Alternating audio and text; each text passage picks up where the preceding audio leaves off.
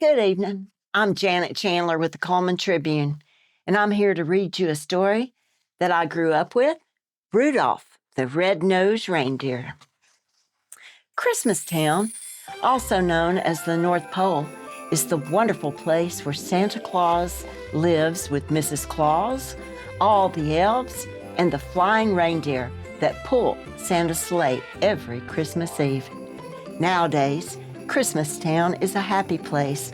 The elves make toys, the reindeer fly, but in the old days, everyone had to watch out for the abominable snow monster. He was big and furry and hated having anything to do with Christmas, and he liked to eat reindeer. All that started to change when Santa's lead reindeer, Donner, became a papa. "We'll call him Rudolph," said Donner, looking at his new son. Suddenly, Donner and Mrs. Donner saw a bright light. "He's got a shiny red nose," said Donner in surprise. "I'd even say it glows." Santa came to see the new arrival, but then he saw Rudolph's nose. "Let's hope this glowing stops if Rudolph wants to make the sleigh team. We can't have any shiny noses flying through the sky." So the Donners put a little cover on Rudolph's nose. Soon it was time for the new fawns to go to the reindeer games. There they would be inspected by Santa, who would choose the best reindeer for his team. At first, Rudolph felt shy, but soon he met a doe named Clarice. "I think you're cute," she told Rudolph. The coach arrived to teach the fawns what they needed to know to be on Santa's team. "First, we'll learn to fly," he told them. "You have to get up enough speed and jump into the wind." Rudolph was so excited about his new friend that he took off with a great whoosh. He soared high over the heads of the reindeer and Santa, too.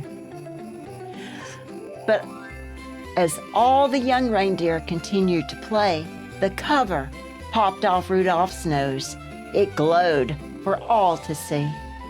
At first, the other reindeer were frightened, but soon they began to laugh and call poor Rudolph names.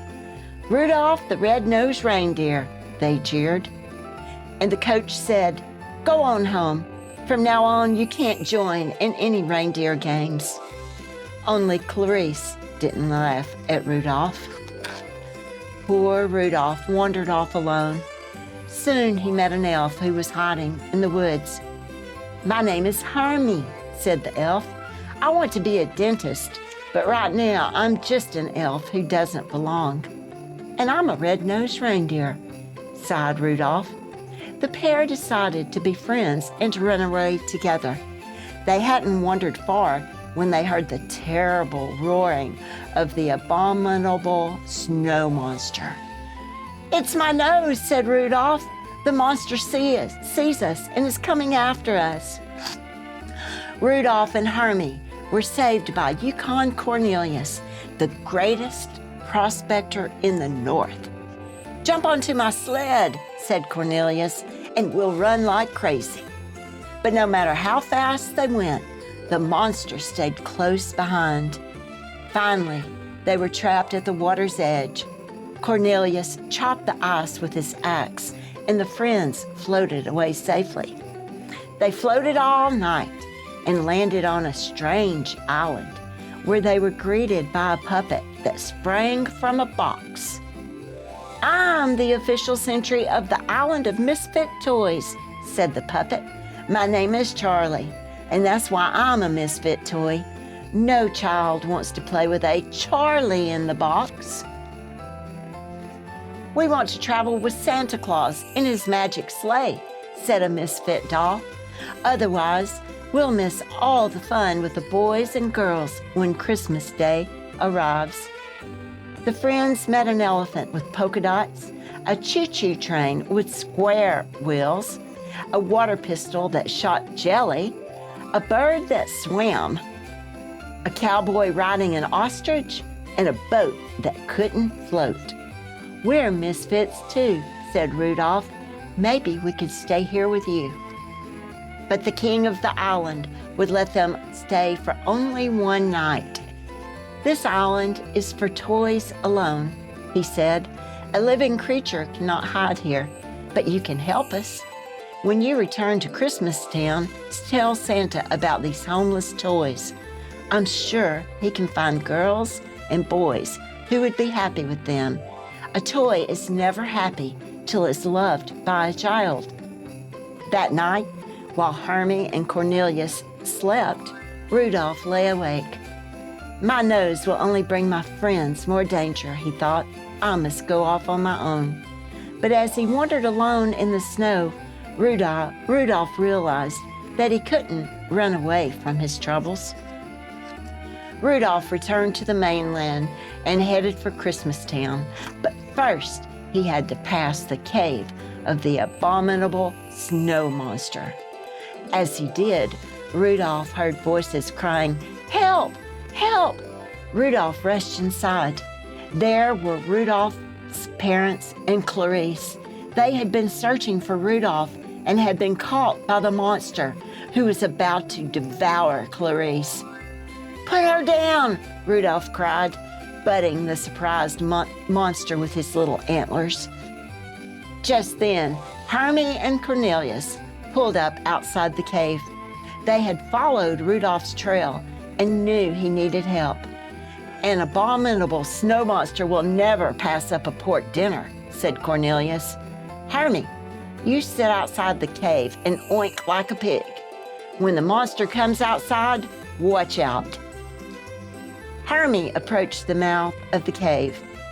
"Oink, oink," he called. The monster dropped Clarice and rushed outside. At the moment, Cornelius pushed a giant snowball on top of him. Splat!